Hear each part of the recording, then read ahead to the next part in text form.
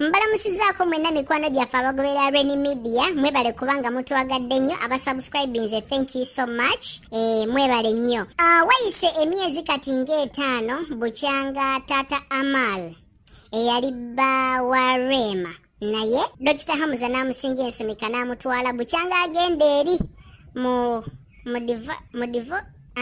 divorce bagiyita Ivory Coast. Yagenda mu Ivory Coast amazeeyo emyezi etaano okuva lwe yagenda okuyimba ng'agenze ku representinga Uganda ng'agenze kutunda lulimi Luganda. Thank you so much Sebo. Newankubadde tetumanyi sente ze baakuwaamu ojja zituleetera tuzirabe nga bwe watwala ate award mu museum babeere nga bagiraba ne sente ze wafuna mu lulimi Oluganda zituleetere tubeere nga tuzirabako. Anyway, omukulu ono Eddy Kenzo yagenda ebweru mu Ivory Coast okuyimba era nga bwe yamaliriza okuyimba bino bigundi biroko Darwin we byatuukira n'abeera ng'asiraanira eyo era ebbanga ligenza okuyitawo ng'ali eyo akukuluma akaaba okuba ng'akoma wano ku butaka naye nga kibadde kikyaganye. Recently gavumenti ate yawuliriza omulanga gwazze ng'akuba akaabidde kati emyezi etaano miramba era oluvannyuma lw'okuba nga bamuwuliriza bannayuganda bonna abali mu Ivory Coast kwogatta n'ensi endala eziri mu West Africa gavumenti yavuddeyo n'ebeera ng'ate ekkiriza okuba ng'ebajjayo era yogayoga nga Eddy Kenzo atuuziddwa ku bombadiya yaffe n'emukomyawo wano ku butaka. Yakatuuka emabegaka wonna ku si nnyingi era nga bannayuganda balabiddwa nga bali mu ssanyu epitirivu naddala abaana ba big talent nga bamwaniriza era nga bamulaze omukwano gw'amaanyi nnyo ku kisaawe awo ng'atuuka. Naye ekisinza okuba nga kyewuunyisa abantu nti ate omukyala we oba eyaliko mukyala we maama w'omwana we Rema Namakula akuuma ebyama nga bwe yavuddeyo n'agamba emabegakawo nti yakuuma byama munnange teyalabiddwako wonna nga bw'amanyiddwa ng'omuntu nti apostinga ate ku luno talina kye yapostinze kigezaako kubanga ate kyaniriza eyaliko bbaawe okuva mu nsi ye ya Ivory Coast.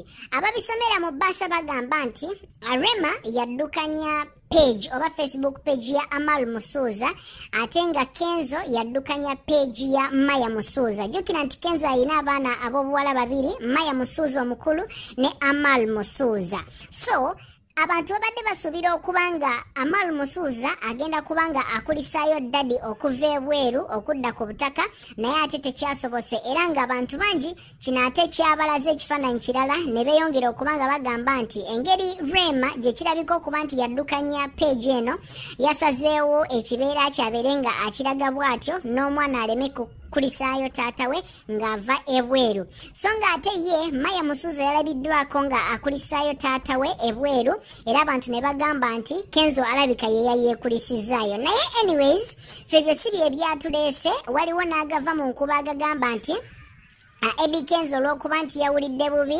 n'asalawo n'agamba nti ye nsi temwemazaamu let's do era bw'atyo n'acreatingira Amal Musuuza page empya gy'agenda okweddukanyiza ye ng'omuntu. Kakati no munange amawulire ag'essanyu geego nti Eddy Kenzo yakomyewo ku butaka naye nga gavumenti ekyagenda maaso n'okuba nga ate eyiiya enteekateeka zegenda okuba nga eyitamu okuba nga ekomyawo bannayuganda abalala abasikatidde mu mawanga g'Abawarabu abali eyo abatannaba kuba nga baddizibwa ku butaka nga bwegenda maaso n'okuba nga ekomyawo abantu ab'enjawulo okuva mu bitundu by'ensi yonna eby'enjawulo okuba nga bakomawo wano ku butaka.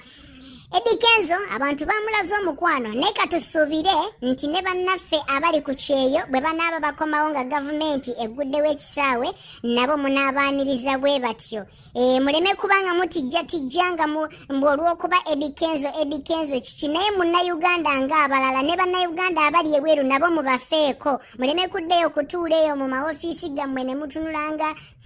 Anyways kankomaawo kubanga bwe nayogera ebingi mujja gamba era Maama Joan yeeyogeza naye nga Renny Rogers webale nnyo okunkyaza ku mukutu Renny Media okuba nga ate nzize n'empeererezaako wano leero.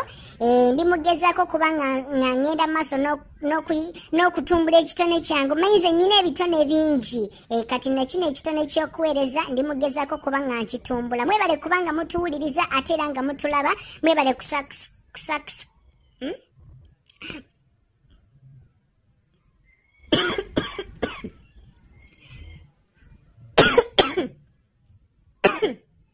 ekigambo nga kiganye mwebale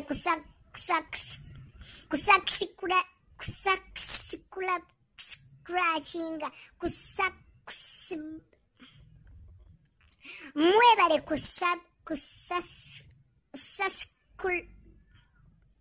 ekigambo kinemye nenga mwebale kunyiga kapesa ako ka ready. Thank you so much. Mbagala nnyo nze Maama Joan wano ezirobwe ku faamu y'amajanja.